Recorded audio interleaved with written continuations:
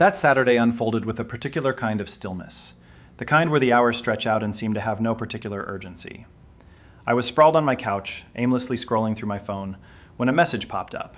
Not from my best friend Ethan, but from his mother, Helen. She was in the middle of trying out a new ambitious recipe for a seafood chowder, and, with Ethan out for the day, she wanted a second opinion.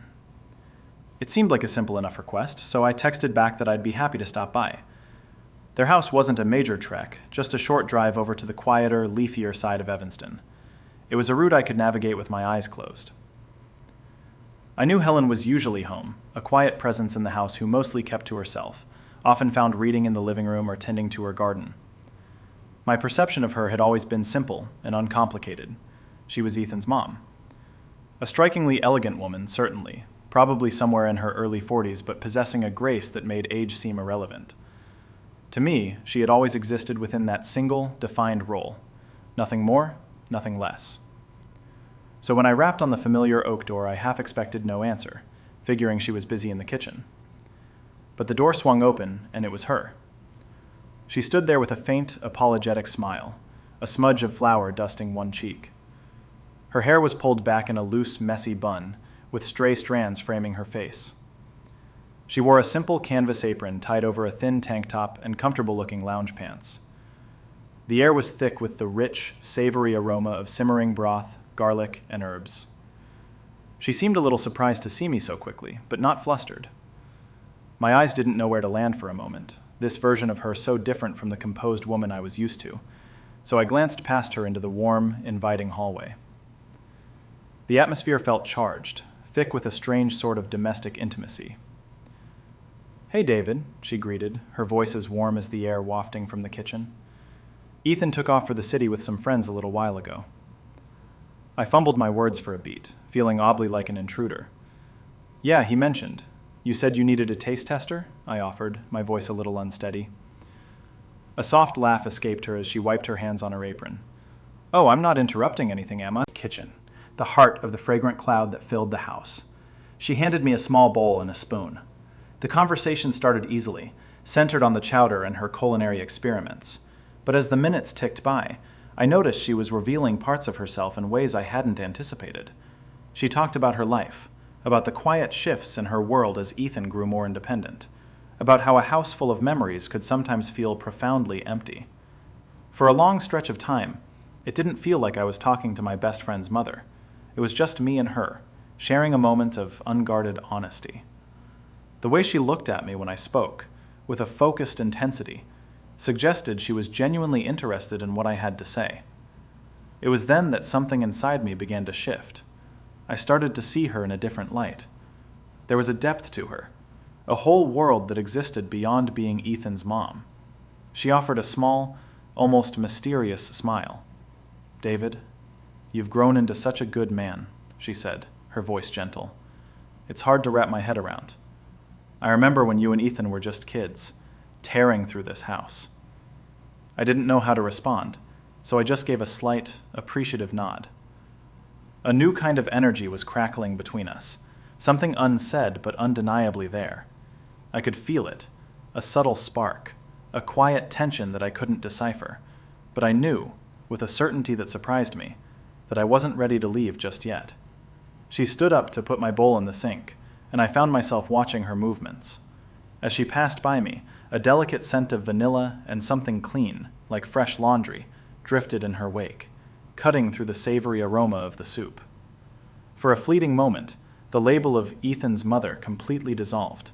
She was just a woman, an individual with her own story, her own desires. "Thank you for coming over on such short notice," she added, turning to face me again. "I think I really just needed to talk to someone today." I managed a small smile, a pleasant warmth spreading through my chest. "Any time," I said, and I meant it. As I walked out to my car, I couldn't shake the feeling that a fundamental change had just occurred between us. Something unspoken had been planted, and I had no idea where it might lead. Frankly, I wasn't sure how to act. We hadn't spoken since that strange afternoon with the chowder, but something about that day had lingered with me. Something about her smile and the directness of her gaze had replayed in my mind more times than I cared to admit. I had tried to write it off as a one-time, unusual encounter, until she looked up and her eyes met mine. "David," she said, her voice a low murmur, her smile slow and welcoming. It was the kind of voice that could instantly put you at ease. I smiled back, trying to project a casualness I didn't feel. "Hey, Helen. Didn't expect to run into you here." She gestured to her canvas tote bag. "Just grabbing a few things for dinner. You?" It was a simple question, but it spiraled into a full conversation. We talked about recipes, the unseasonably warm weather, and other light, inconsequential things. But beneath the surface of the small talk, there was a thrum of something deeper. A subtle but distinct tension was present in the little glances, the quiet smiles. Then, out of the blue, she asked, "Are you busy tonight?" She said it nonchalantly, as if the answer didn't matter, but I could sense she was gently testing the waters. I wasn't sure how to respond. I gave a slight shrug. "Not really, just planning on a quiet night at home." She smiled faintly. "Ethan is staying over at a friend's place tonight. I was thinking of making dinner. You should come over. It would be nice to have some company." The invitation caught me completely by surprise. My first instinct was to politely refuse. What, besides Ethan, did we really have to talk about for an entire evening? But the way she asked, the hopeful look in her eyes, made it impossible to say no. Before my brain could catch up, I heard myself agreeing. "Yeah, sure, I'd like that." And that was it. I had no idea what I was walking into. But later that evening, as I drove back to her house, a nervous energy tightened in my chest. There was a buzz of anticipation that I couldn't explain, a feeling that I was about to cross a threshold into someplace unexpected. When I arrived, the house felt as warm and familiar as ever. The scent of something delicious, this time roasted chicken and rosemary, drifted through the air, wrapping the space in a warmth that felt almost too intimate. Helen was in the kitchen, humming softly to herself. Element. Meanwhile, I sat there, trying to make sense of the strange cocktail of emotions churning inside me. It wasn't just about how she looked, or how at ease she seemed. It was about how she made me feel, seen, as if I were more than just her son's friend. We ate, and the conversation flowed effortlessly. There were no awkward pauses or forced pleasantries. We talked about life, about the meandering paths it takes and how things rarely end up the way you plan. She spoke of her younger days, of a time filled with spontaneity and adventure, and how she missed the thrill of the unknown. She confessed that with Ethan gone so often, her life had settled into a predictable, monotonous rhythm. There was a raw edge to her voice when she said it. It felt like a confession she had been holding back for years, pretending everything was fine when it wasn't. I just listened. I didn't offer any profound advice or deep philosophical insights. I simply nodded, creating a space for her to speak. And as I sat there in silence, I noticed things. The way her eyes would light up when she talked about something she was passionate about. The genuine, uninhibited sound of her laughter. She was no longer just Ethan's mother. She was a woman with her own thoughts, her own history, her own unfulfilled needs. "Thank you for this," I said as we finished eating and I started to help clear the table. She smiled at me, and for a brief, charged moment, I saw something deeper in her gaze. "I'm so glad you came," she said. "It's been a long time since I've had a real conversation with anyone." I didn't know what to say, so I just nodded, but I knew we were both thinking the same thing. A shift had occurred between us, one that didn't need to be spoken aloud. When it was time for me to leave, she gave me a hug. It was simple, brief, and warm, but her hand lingered on my back for a second too long, and that single moment stayed with me.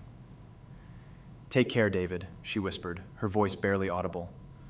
My head was spinning as I walked back to my car.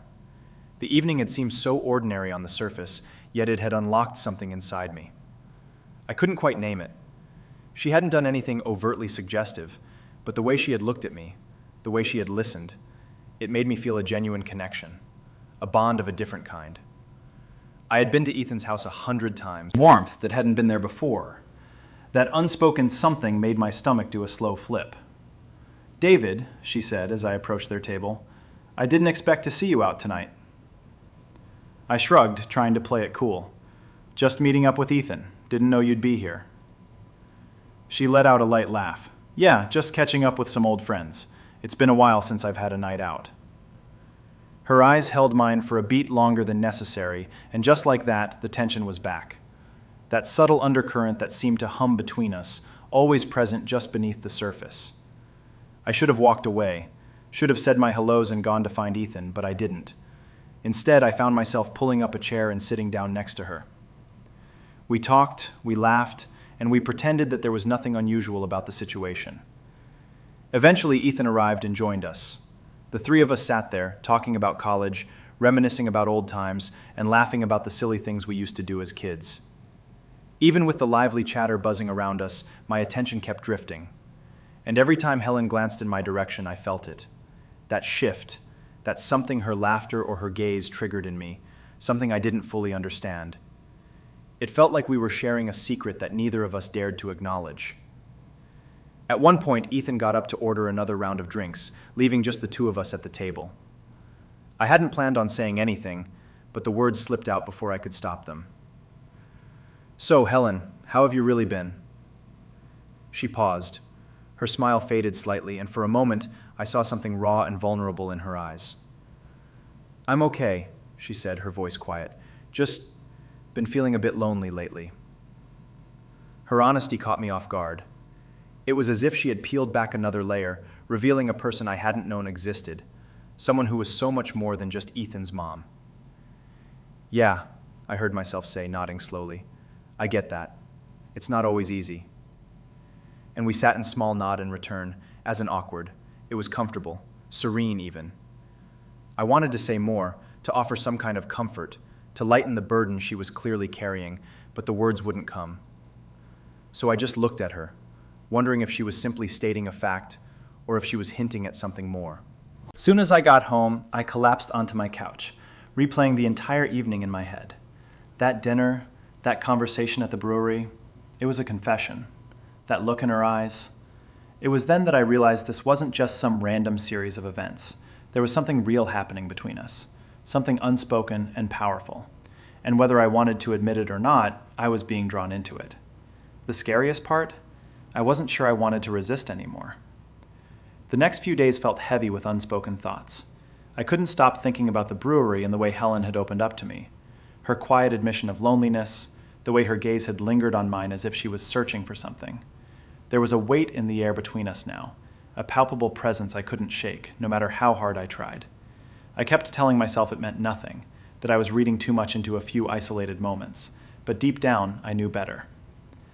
Ethan and I had always been inseparable. He was my best friend, my brother in all but blood. But lately, even when we were hanging out, I found my mind drifting away. Back to her. Back to Helen. I hated that about myself. I hated the thoughts that circled relentlessly, refusing to be dismissed. The way she smiled, the way she carried herself. She felt different to me now, and it changed everything. That Saturday, I decided I needed to clear my head. I called Ethan and suggested we go down to the lakefront and throw a football around. Like old times. Maybe if I physically exhausted myself, I could quiet the noise in my mind. When I got to the park, Ethan was already there, warming up his arm. He looked up and grinned when he saw me. "About time, man. You're late," he teased, tossing the ball to me. I forced a smile, mumbling something about getting held up. We played hard for the next hour, running routes, talking trash, and trying to one-up each other. But my head wasn't in the game. I was somewhere else entirely, a place that was warm, soft, and deeply confusing. After a while, we took a break, sitting on the grass at the edge of the field. Out of nowhere, Ethan asked, "You think my mom is doing okay?" He wiped a bead of sweat from his forehead and looked over at me, his expression serious. The question threw me. "What do you mean?" I asked, trying to keep my voice even. "She's just been distant lately," he said. "Push, but I can tell she's not." I didn't know what to say. A part of me, a reckless part, wanted to confess everything, to tell him about the shift I had felt, the changes I had seen in both his mother and myself. But I couldn't. Not yet. Maybe not ever. "Maybe she just needs some space," I offered, trying to sound casual. "Yeah," he mumbled, but I could hear the doubt in his voice. He wasn't buying it. We finished our game and headed back to his place. My stomach was in knots the entire drive, a sense of dread building as if I were walking towards something I couldn't prevent. We walked in the front door and there she was. Helen was sitting on the couch flipping through a magazine. She looked up when we came in, her smile bright, as if everything in the world was perfectly normal. "Hey, you two," she said cheerfully, but I could see right through it. The faint shadows of fatigue under her eyes, the slight rigidity in her posture. I knew she was playing a role. "Hey, Mom," Ethan said, dropping onto the couch beside her. "You doing okay?" Helen paused for a beat before nodding. "Yeah, just been one of those long weeks." I could tell she was deflecting, treating his concern as if it were nothing. I didn't press the issue, mostly because I had no idea how to. My own heart was hammering in my chest, a frantic rhythm I didn't want to acknowledge. So I retreated to the kitchen, telling myself I needed a glass of water. I needed a moment to breathe, to escape the heavy atmosphere in the other room. But as I reached for a glass, I heard soft footsteps behind me. Helen was standing in the doorway, her arms crossed over her chest. "David," she said quietly, her voice calm but direct, "can we talk for a minute?" I turned, caught off guard. Yeah, sure. What's up?" She stepped into the kitchen and gently closed the door behind her. The space between us shrank, and I felt my chest tighten as she moved closer. I wanted to thank you for the other night," she said, her eyes not quite meeting mine. "It really meant a lot to me." I swallowed hard, her words landing with more force than I anticipated. "Of course," I managed to say. "You know I'm here if you ever need someone to talk to." She nodded slowly, and for a long moment neither of us spoke. We were suspended in a decipher. I wondered if she was thinking the same thing I was, and for a split second, I considered asking her. I almost asked what was happening between us, but I held back. I just stood there, caught in the silence with her, wondering what the next move was. Finally, she broke the spell with a quiet, "Thank you again, David." "Anytime," I responded. But a part of me knew that the word meant something different now. A week passed after that tense conversation in the kitchen. It hadn't been dramatic or loud, but it had stayed with me, replaying in my mind. Every time I saw Helen after that, the air between us felt different, charged with an unspoken electricity. I couldn't be sure if she felt it too, or if I was just projecting my own conflicted feelings onto her. Regardless, the dynamic between us had fundamentally shifted, and I couldn't ignore it. Ethan and I hung out like we always did. He laughed and joked, doing his best to keep things light, but it didn't help. Every time Helen walked into the room, my eyes would instinctively follow her. I started noticing the small things, the way she tilted her head when she was listening intently, the way her eyes would meet mine for just a fraction of a second longer than necessary. It was subtle, almost imperceptible, but I saw it. I felt it. Then came Saturday. Ethan had made plans with his friends, which left me at their house, waiting for him to get back from an errand. It wasn't what I had planned, but I didn't mind. The truth was, I needed the solitude. I needed space to try and process the storm of thoughts and feelings raging inside me. I was sitting on the couch, scrolling through my phone, when I heard her voice call my name from down the hall. "David!" Embarrassment. I looked up, surprised, to see her standing there, her expression unreadable. "Hey," I said, trying to sound casual, but my heart was already starting to race. She walked into the living room, paused for a moment, and then asked, "Can we talk?" That simple question made my stomach clench. "Yeah, of course," I said, setting my phone down. She came over and sat on the other end of the couch. We weren't touching, but the space between us felt infinitesimally small. The air grew heavy. The room seemed to shrink. "I've been thinking a lot about our conversations lately," saying. "I appreciate that," she replied, "but I think I may have crossed the boundary with you." My heart skipped a beat. This was it. This was the moment I had been both dreading and, if I was being honest with myself, quietly hoping for. I had no idea where it would lead, but I couldn't stop myself from hearing her out.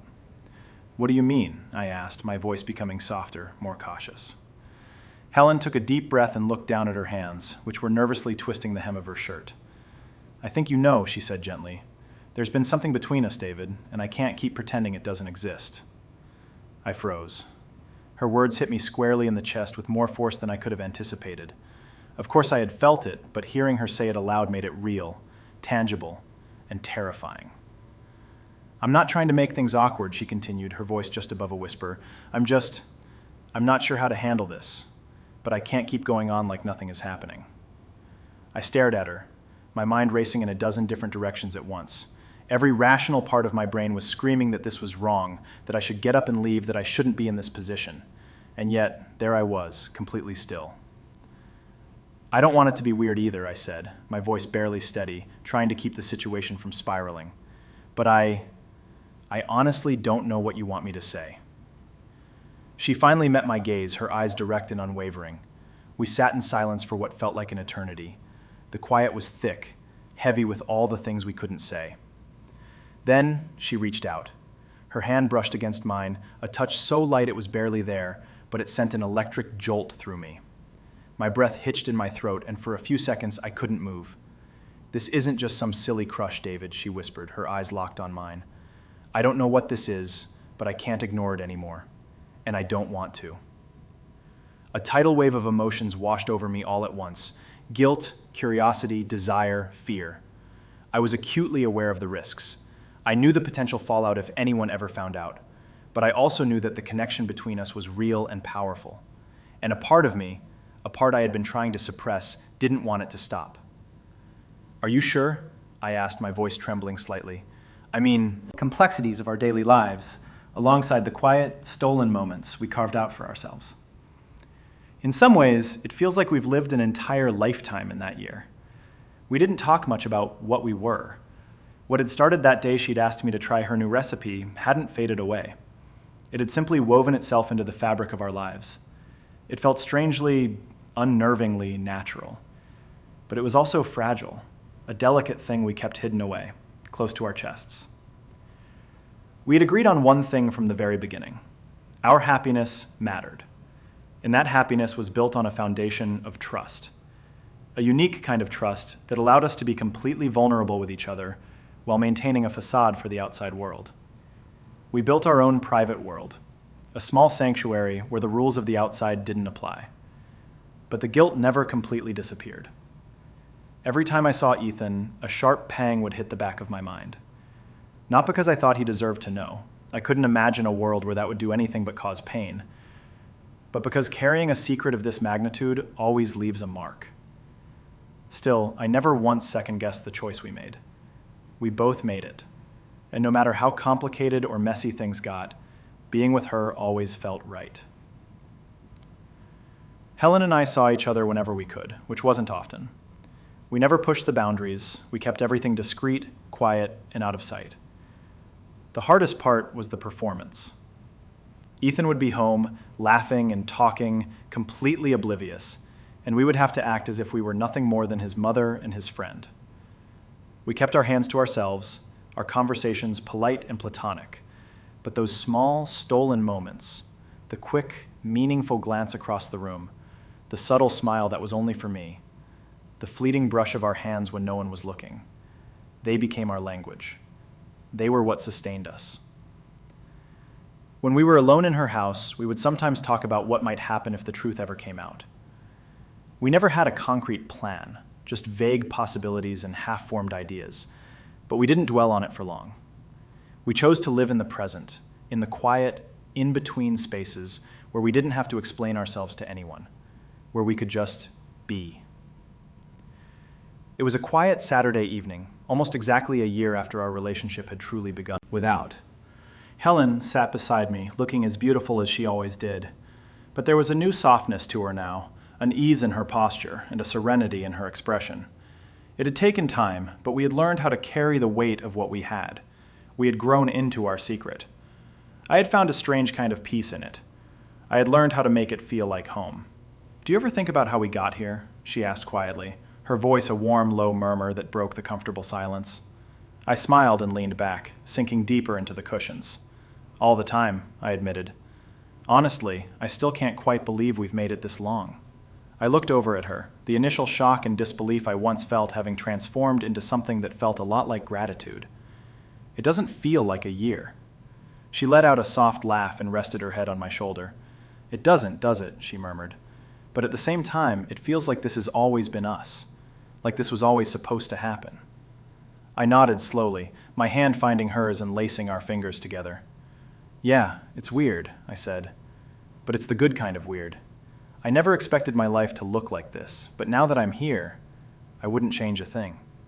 She tilted her head up, meeting my gaze with that same look that always seemed to make the world around us fade away. "Me neither," she replied softly. "For all the complications, I think we've done a pretty good job. I'm glad we kept it between us." Her voice was steady, sure. "It's ours. It's just ours. And she was right. That was the most important part. It wasn't about anyone else. This was something we had built together, quietly, carefully.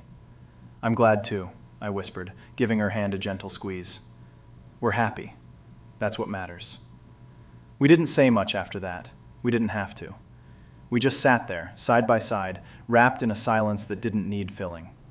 The only sound was the soft ticking of the clock on the mantelpiece, marking the passage of time. A year had gone by, a whole year of hiding in plain sight, and somehow we had made it work. We had kept the secret. We had protected what we had, and through it all, we had held on to the one thing that mattered most: each other. As the evening wore on,